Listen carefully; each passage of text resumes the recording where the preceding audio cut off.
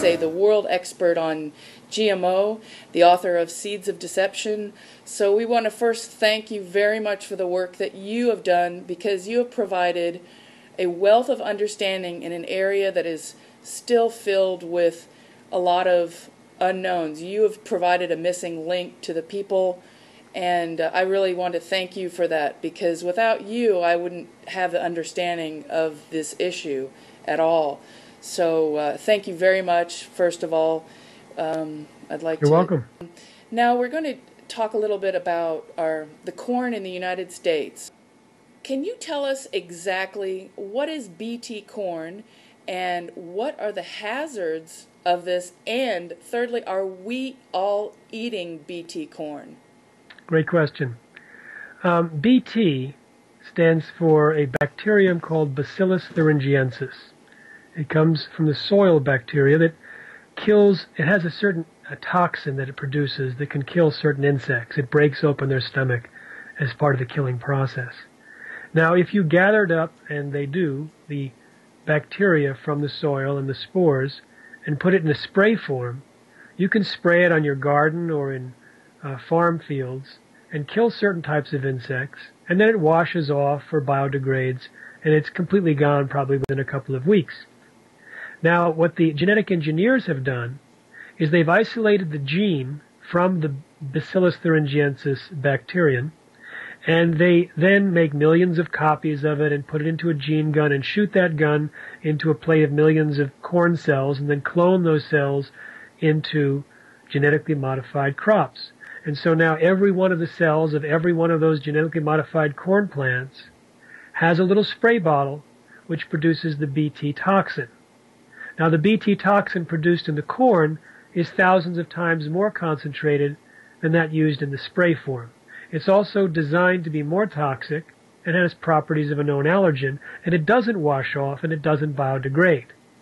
Now, the excuse given by the biotech industry and believed by the Environmental Protection Agency, which registers this corn as a pesticide, is that this BT toxin has a history of safe use, even in organic agriculture, and therefore there shouldn't be any problem. They also claim that it's destroyed in the digestive tract of humans and mammals, and it has no interactions with humans and mammals. It just, if it wasn't destroyed in the digestive tract, it would simply pass through benignly. Now, these three assumptions are false. They ignore peer-reviewed published studies. When BT was sprayed by plane for gypsy moth infestation in the Pacific Northwest, hundreds of people got allergic or flu-like symptoms. Some had to go to the hospital. Farm workers exposed to BT show a whole host of disorders and reactions. When BT, in its natural state, was fed to mice, not only did it survive digestion, but it caused tissue damage and also immune system responses. And so the BT that's in the corn may be creating the same things. Now, there's two crops where BT genes are inserted, corn and soy. It's a very similar BT. And then the cotton in India is the same BT, right? Right, it's a very similar type of BT. And now thousands of farm workers who are picking the cotton in India are reporting the same allergic and flu-like symptoms as those who are sprayed with the natural BT in the U.S. and Canada. And then the animals dying. I've been hearing reports from that recently the government in India said don't feed this to your animals because it will kill them. Well, they didn't say it will kill them. What they said in their official report, this was the government of Andhra Pradesh, is that don't allow your animals to graze on BT cotton fields because toxins have been identified in the fields. In reality, thousands of sheep died, buffalo, goats, cows died. I visited one village where they had allowed their buffalo to graze on BT cotton plants for one day, and all 13 died. These same buffalo had been eating non-GM cotton plants without a problem for years. So we have the BT in the cotton that's producing these problems, but a very similar BT molecule is produced inside the corn plant.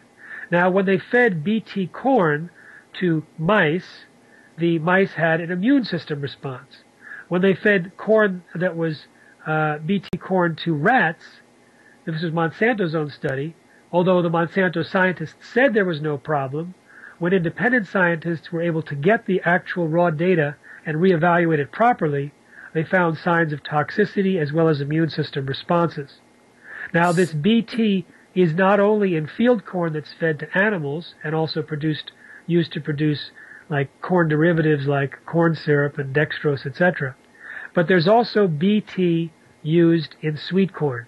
Really? Now, yeah, 86. What is the percentage? Well, we don't know exactly. 86% of the corn throughout the United States is genetically engineered either to produce Bt or to withstand doses of Roundup herbicide or some other herbicide. Right. So it's really in the biotech's best interest that all the corn is contaminated, so that they will have a complete monopoly. They want 100%, no doubt. That was actually stated. They wanted it to replace 100% of all the commercial seeds with genetically engineered seeds. And so there's a smaller percentage of the sweet corn that's genetically modified, so it's kind of a gamble. And it's not only a gamble like a yes-no, is it GMO or not? Every kernel of the corn cob is independently pollinated. So one kernel might be genetically modified because it has pollen from a nearby field, and the others may be non-GMO.